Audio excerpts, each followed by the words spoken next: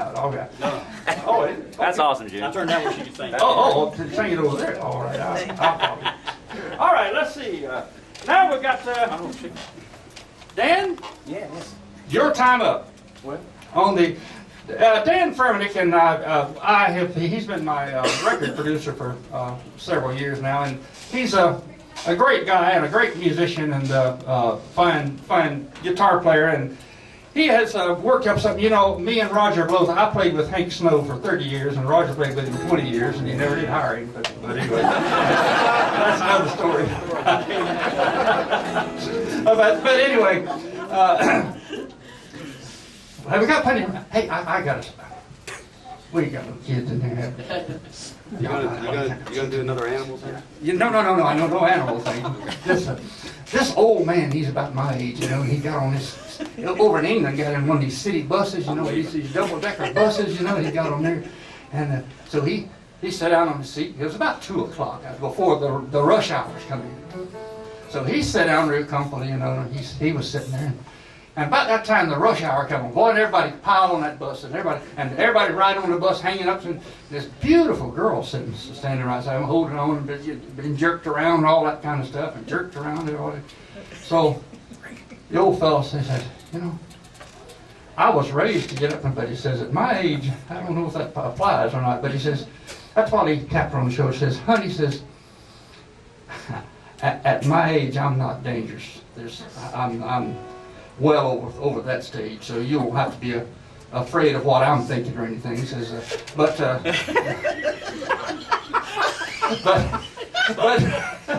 shut up, Rick. You're ruining my joke.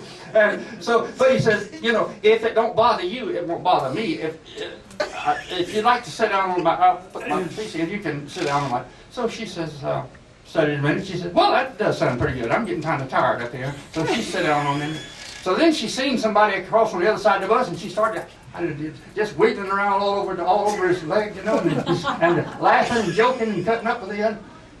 That old man said.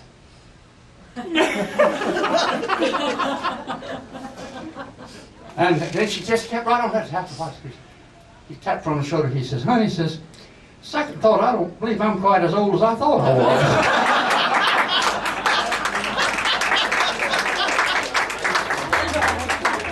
Then after that, anything will go.